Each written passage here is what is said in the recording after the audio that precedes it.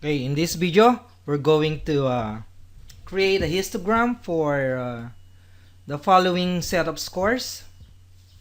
Okay, so let us first count how many values we have in our data set. So let us use the count function. It is a built-in function in Excel. Let us determine the highest value. So I'm going to use the maximum, or no, the max function.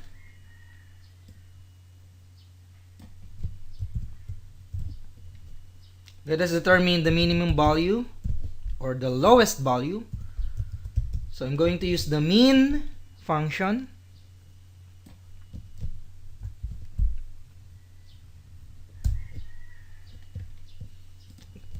Now, to calculate the range, we simply need to subtract the maximum or the highest value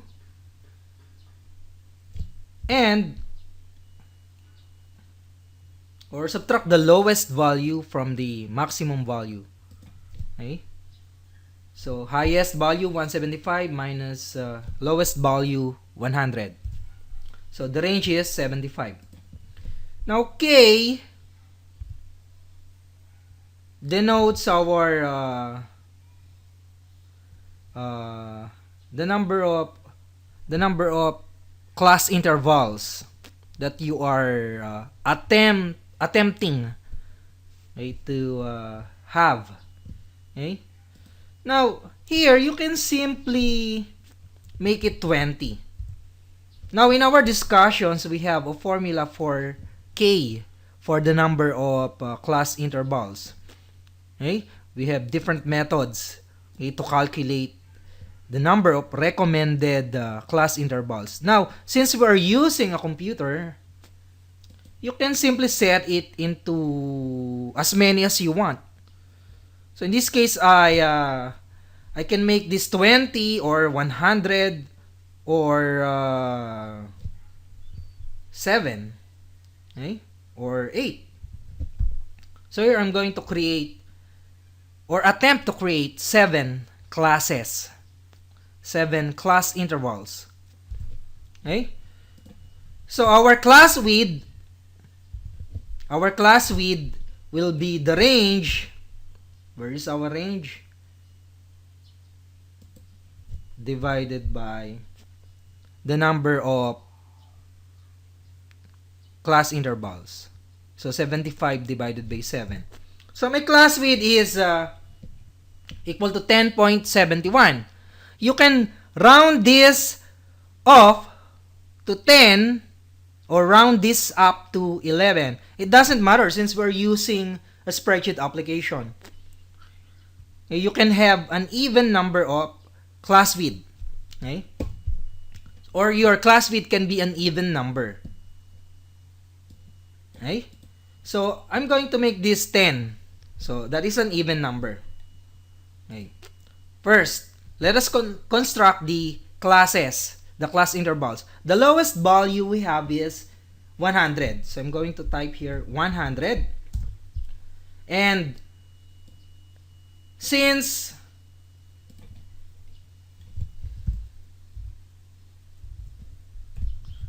I'm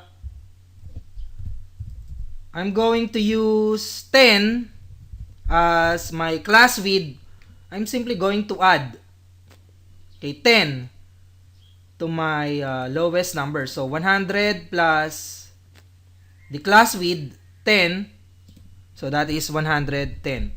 And then I can simply use the fill handle. So we have the pattern 100, 110. So if I drag downward, okay, the fill handle, our spreadsheet application will automatically compute the next, okay, lower limits for us. So I'm just going to trim down, okay, my classes, the number of rows. After I determined I have, okay, in one of my class intervals the maximum value, that is 175. Okay, so I'm going to place here lots of hyphens. Okay.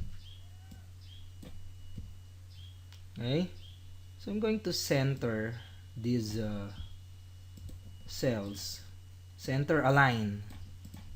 Okay, so this will be my class intervals, CI. Okay, so this is my first class interval is from 100 up to, so this is 109. My second upper limit is 119. Now, I already have a pattern. 109, 119, I can simply select these two cells and then drag downward the fill handle. Okay?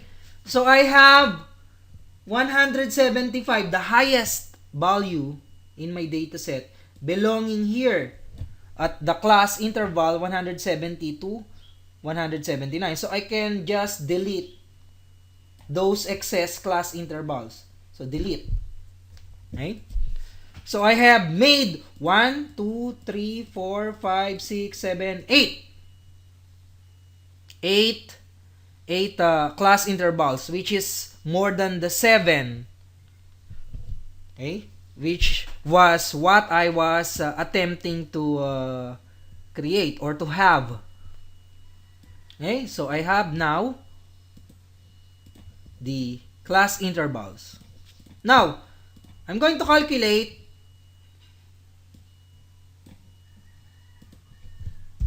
the frequencies. Okay?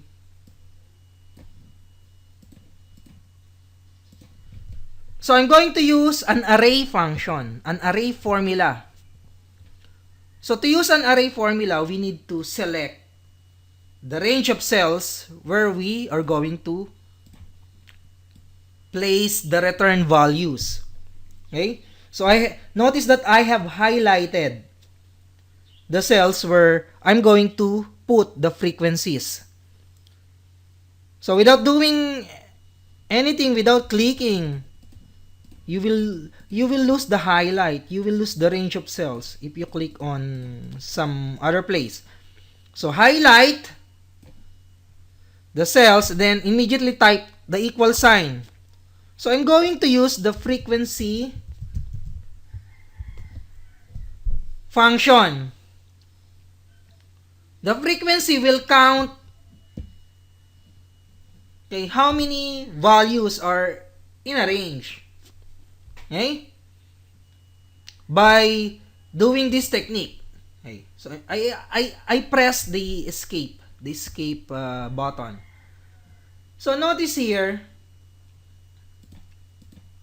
we have 109, 119, 129. So, I want to count how many from these values are less than 109. Then next, how many are less than 119 but greater than 109? How many are less than 129 but greater than 119? And so on and so forth. That is what the frequency function will do. So again, I'm going to highlight the range of cells, press equal to, then frequency. So where are the values? Where are the scores that we want to count? So from cell A2 up to K6. Then comma. So where are our upper limits located? It is located here, R4 up to R11. R4 up to R11. Or you can simply select the cells using your mouse. If not possible, just like in this case, I cannot select R4 because the formula overlaps the cell. So, you can simply type R4 up to R11. Those are where our upper limits are located. Then, do not press enter. You must press Control, Shift, Enter. Okay, so there you go. You have the frequencies. So next, let us calculate X. What is X? The class mark. Okay, it is simply the average of the lower limit and the upper limit. So, just get P4 plus R4 or 100 plus 109 divided by 2. Then, duplicate the formula. Okay? I'm going to make those labels italics. So I have italicized some of the labels. I'm going to put border. Okay? So let us sum up all the frequencies. So we can use the sum function. Okay? So sum up those values from 7, 5, 12, 8, 12, 9, 1, 1. Press enter. So we have 55. Okay? So let us determine the less than cumulative frequencies. I'm going to write a line. Okay, so I'm going to start from the lowest class interval. I'm just going to copy the frequency. So is equal to this value equal to 7. And then for the next, I'm simply going to add the previous cumulative frequency plus the current frequency. Okay? Now, for the remaining cumulative frequencies, I can simply duplicate the second since it was typed as a formula. So let us do the same for greater than CF. For the greater than CF, we're going to start from the highest class interval. So I'm just going to copy the frequency of the highest class interval. And then for the next greater than cumulative frequency, I'm simply going to add the previous cumulative frequency and the current frequency. Enter. Then I'm simply going to duplicate the second frequency, and this time upward. Okay, so last greater than CF is 55. Okay, the last less than CF is also 55. Okay, so let us put border, center align. Sorry, I am centering those entries. I'm going to put border. I'm going to put border. So notice that I have a neat. Okay. So next, I'm going to calculate the relative frequency in percentage. Okay. Let us center these cells. Okay. So the formula will be the frequency of the class interval, in this case 7, divided by the total frequency, in this case 55. Now, the problem, if I duplicate the formula, okay, the computer will automatically, for the second duplicate, for the second clone, it will not be a clone at all. This will become S13. But 55 is not moving anywhere. It always remain at row number 12. It is not moving downward. So this 55 is not moving downward. So to prevent that, let us use absolute row number. Prefix the 12, the row number 12, with a dollar sign. So I have placed a dollar sign. Okay? Then enter.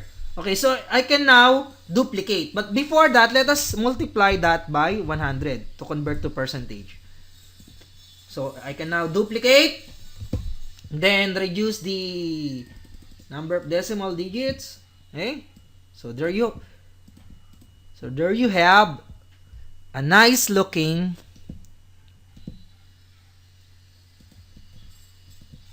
frequency distribution table. Okay? So next, let us create a histogram. So insert. Now you can select the relative frequency to construct the bars for your histogram. Okay? But I'm not going to select that yet. Okay? But instead, discuss here how you would be able to start from a blank chart. Okay, so I'm not selecting anything. I'm just clicking here, and then I'm going to insert a column chart. So select that. So notice you have a blank chart, and then I'm going to right click on the chart. I'm going to select data. Now, I'm going to add a series, a data series. Okay? So your chart will contain nothing if you don't have a data series. So I'm going to add a data series. I'm going to name the series as the scores. Okay? Or score, singular. Then I'm going to select, I'm just clicking here, and tell the computer where the values are. Where the values for the heights of the bars are. So click here, and then I'm going to select relative frequency. You may construct bars, no, a column chart based on the frequencies. Now here, I'm going to base on the relative frequency. So enter. So you have the bars. Now you can customize, okay? For example, the chart by right-clicking, format data series. Okay, you have here the gap width. You can reduce that to 0. Okay, you can have a solid line for your bars. Okay, you can make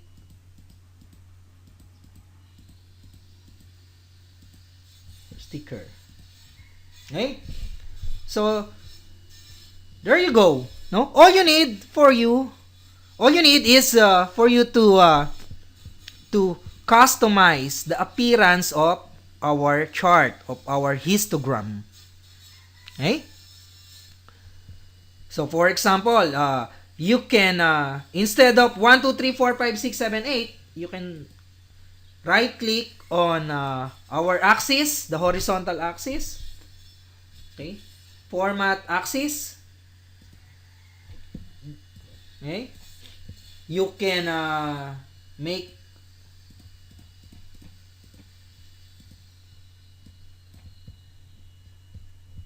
you can change the appearance. Okay? Or if you do not want 2 3 4 5 6 7 8, you can right click on the chart. So I'm clicking outside. So and then I'm clicking again. Select the data. So 1 2 3 4 5 6 7 8. So you can edit the labels. Okay, so 1 2 3 4 5 6 7 8. I do not want that. What I want, okay, in my horizontal axis, for example, maybe the class marks. Okay? So I can edit and then select range. Okay? I'm going to select the class marks. Then press enter. Then click OK. So notice that for your horizontal axis, you have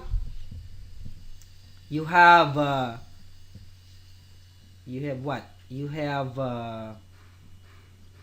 the class marks. Okay? Oh, let us click on the vertical axis. So format axis. So right click. I'm going to make the minimum fixed to 0. I'm going to make the minimum fixed to 50. Notice that on our vertical axis, we have the relative frequencies. It is in percentage. It will never go past 100. Anyway, I have noticed that in this example, the highest possible is 20 something.